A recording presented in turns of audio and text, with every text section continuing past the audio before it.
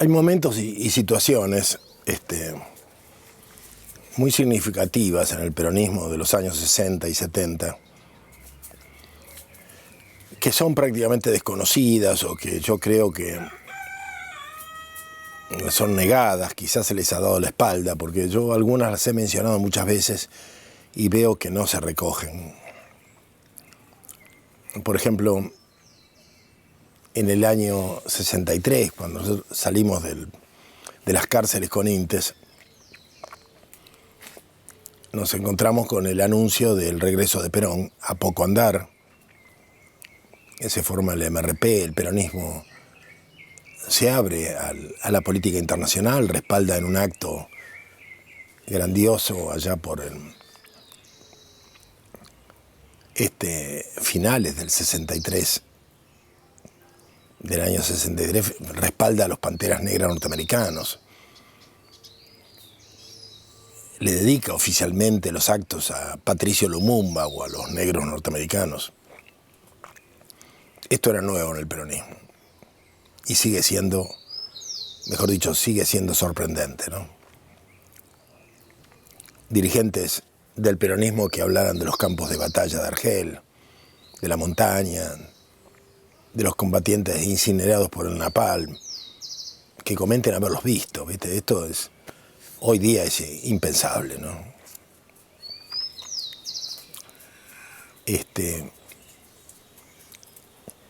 Y además me consta que el proyecto militar, si le podemos llamar militar, que respaldó el intento de Perón de volver a la Argentina en el año 64, era un proyecto insurreccional. Porque en el peronismo no se podía pensar de otra manera, siempre era igual. Era huelga general que se convertía en la disputa de las calles con barricadas, la toma de las fábricas, provocar una escisión en el ejército para que un sector saliera a la calle contra el gobierno y atentados terroristas donde se pudiera para liquidar o detener la infraestructura del enemigo, ¿no? Eran esquemas propios del peronismo, nadie pensaba de otro modo. Por eso me parece importante destacar la confrontación con un nuevo paradigma que viene de Cuba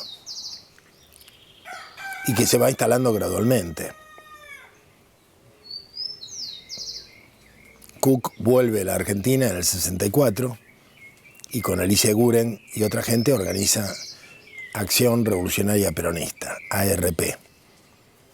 Uno de los tantos grupos del peronismo, en este caso sin mayor gravedad, sin mayor peso, excepto para los que llegan al peronismo, excepto para los que se quieren hacer peronistas. O sea, ARP es un grupo ínfimo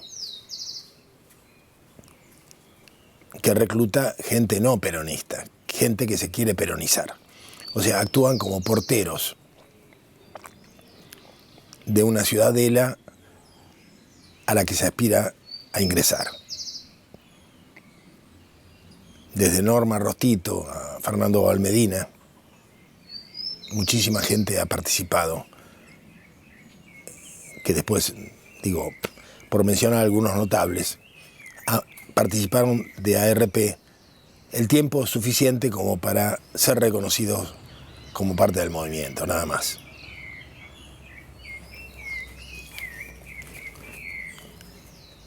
De hecho, muchos de ellos van a ser formados en los campos cubanos. Lo de Norma Rostito me consta porque yo estuve con ella en el mismo campamento.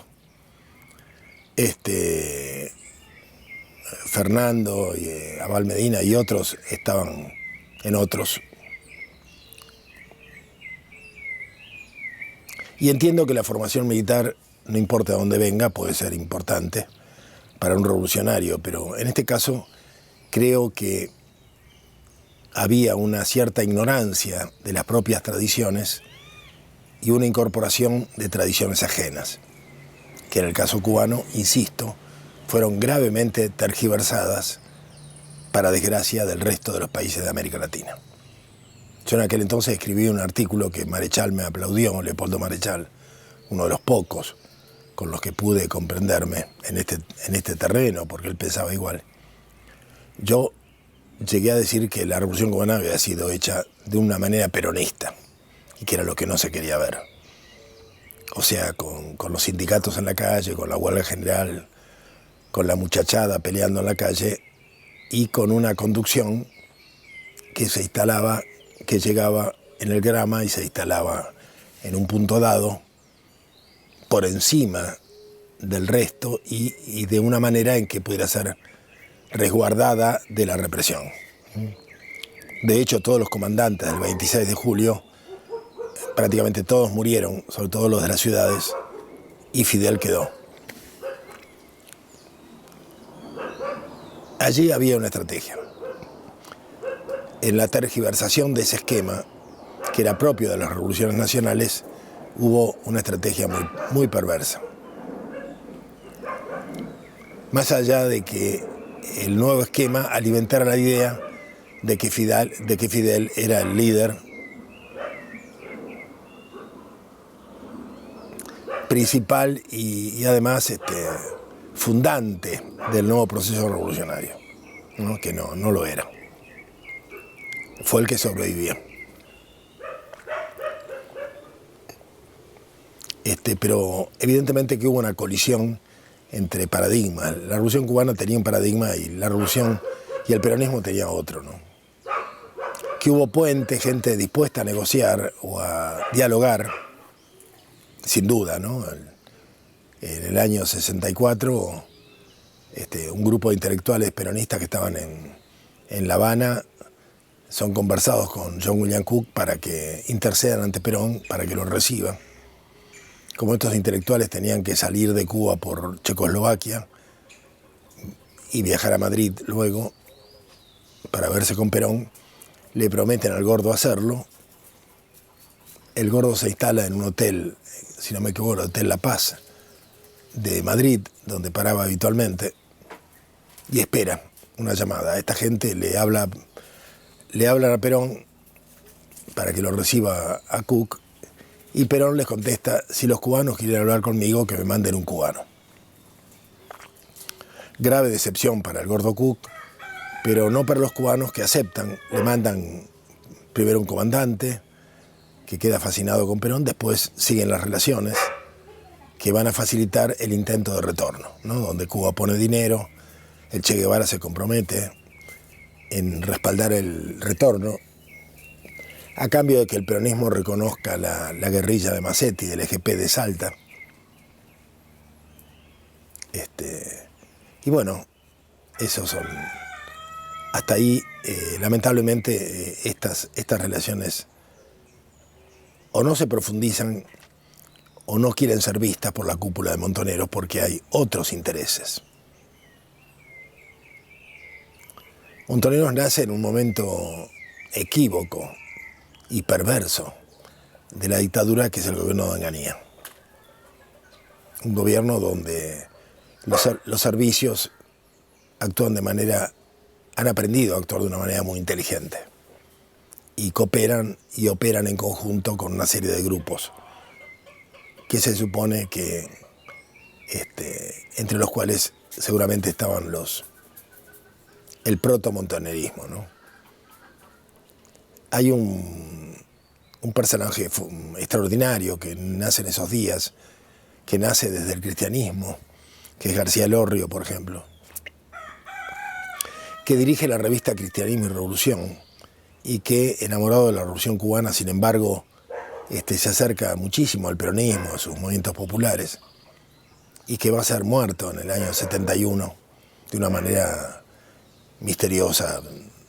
Va a ser atropellado por un auto, atropellado repetidamente por un Fiat 600, después de una interna muy dura que tenía con varios de los que más tarde van a ser la conducción de Montoneros. García Lorrio era un tipo brillante. Ese tipo de liderazgo que yo vi en Carlos Mujica o en Julián Licastro, que además fascinaba a Perón, ¿no? Perón amaba este tipo de personajes. Quizá les recordaban mucho de lo que había sido su propia formación, ¿no?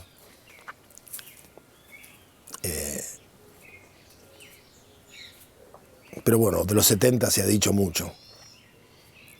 Todo ese intento de peronización de la clase, de los sectores medios, se pone a prueba duramente en los 70 con la llegada de Perón, como si lo hubieran idealizado, como si hubieran imaginado un Perón que iba a hacer el socialismo directamente, y se encuentran con un Perón que se abraza con Balbín y propone la unidad de todos los argentinos, con un proyecto social como el que arma con Helvar y con Rucci, un pacto social.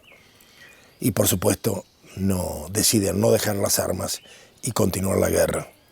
Grave error que los lleva a quedar aislados del pueblo argentino, a cuestionar el liderazgo popular gravemente, como lo hacen en la Plaza de Mayo, el 1 de mayo del 74, y facilitar el camino hacia la dictadura militar genocida del 76, ¿no?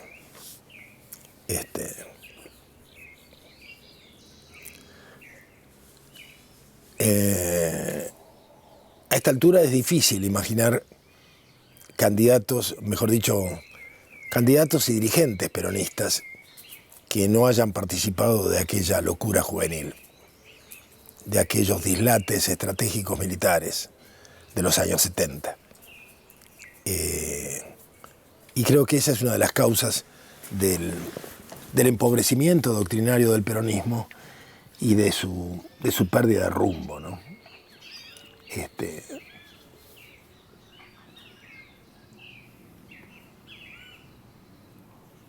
Vuelvo con, dice Polín, ¿no? Dice Polín hablaba de Mordisquito. Mordisquito eran los Contreras del 55. Yo creo que ahora estamos hablando de los hijos de Mordisquito, ¿no? Los hijos se le peronizaron a Mordisquito, a esa clase media que se expresaba contra la negrada. Los hijos le salieron marxistas en la universidad, se le hicieron marxistas y se sintieron obligados a acercarse al peronismo. Quizá ahora estamos en presencia de los nietos de Mordisquito, ¿no? Y no significa juzgarlos personalmente, porque yo he conocido algunas anécdotas que son conmovedoras, ¿no? Tuve relación, por ejemplo, con una familia que el patriarca era uno de los almirantes del 55, de los almirantes que acompañaron a Rojas en el derrocamiento de Perón. Un hombre rico que vivía en Recoleta, muy anciano ya. Y puedo asegurar que las nietas que estaban en Hijos y que colaboraban con las madres de Plaza de Mayo, llegaron a cantarle al abuelo la marcha peronista en la mesa solariega. A mí me conmueve el disgusto enorme que le pueden haber dado a ese marino jubilado, compañero de Rojas y de Aramburu, que sus nietos le cantasen la marcha peronista. Bueno, pero esto expresa de alguna manera los cambios enormes que hubo en la sociedad argentina en esos años, ¿no? Y cómo el peronismo dejó de ser el hecho maldito de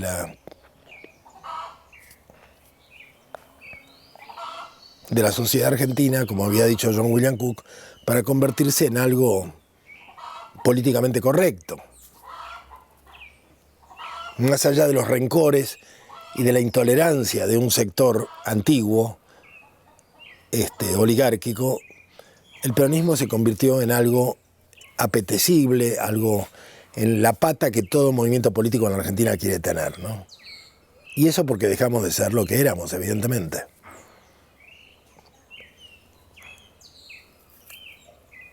¿Qué pasó con los años 70?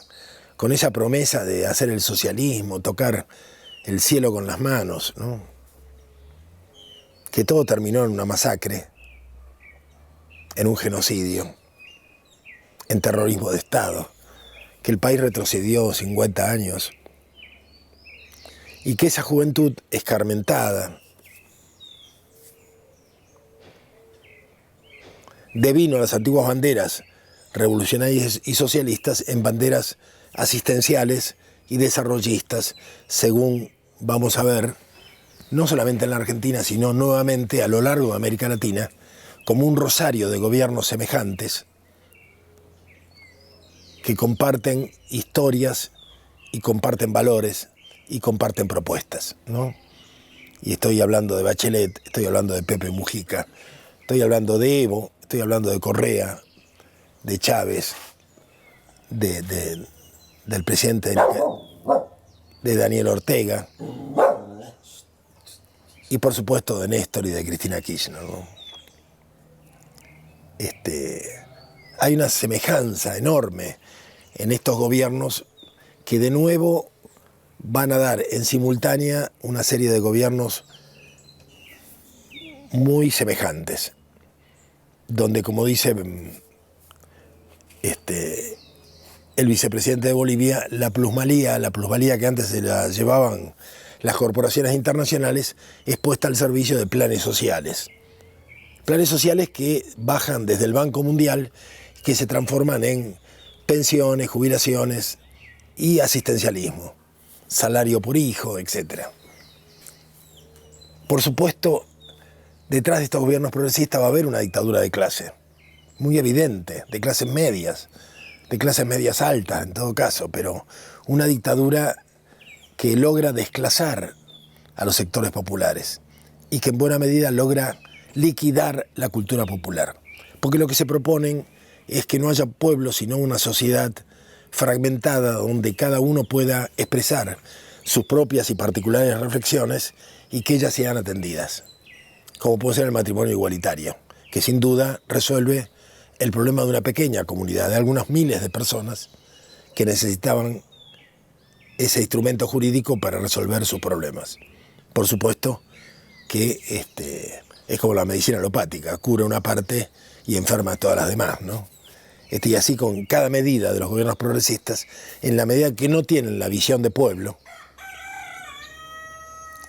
y que aplican el desarrollismo sin ser capaces de contener las fuerzas populares y los ensayos de organización popular que entrañan otras formas de vida, otros modos, otras propuestas, otros modos de vivir, más comunitarios, ¿no? Entonces ellos aplican una especie de dictadura encubierta a favor de un esquema de vida que termina siendo consumista, bancarizadora, y donde se promueve la tecnología en todo sentido y a toda escala a contrapelo del desarrollo humano.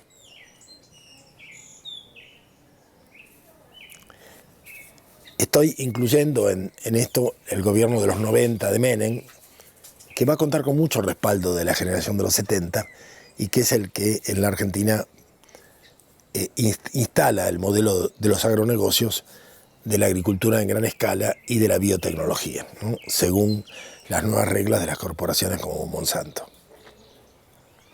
Y estos son esquemas que vienen con mucho respaldo de Cuba, también. O sea, yo creo que cuesta salir del dominio de esta generación de los 70.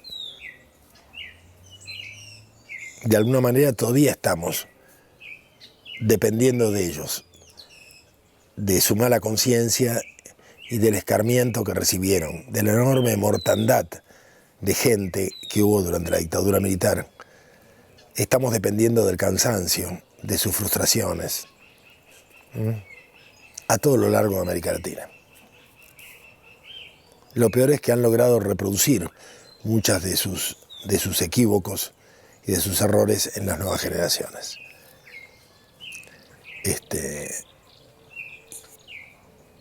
Y en el caso particular del peronismo, han logrado que olvidemos algunos de los más trascendentes mensajes o propuestas de Perón.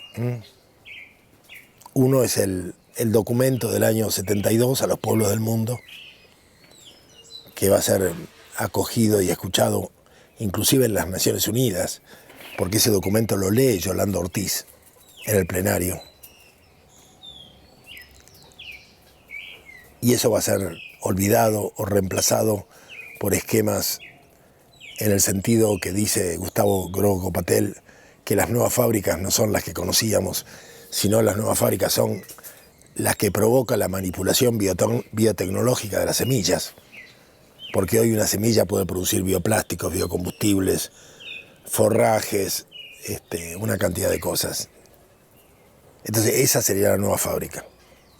Y lamentablemente el PJ lo invita varias veces, varias oportunidades lo invitan a hacer retórica sobre estas cuestiones en los congresos partidarios y parecieran haber comprado este relato, ¿no?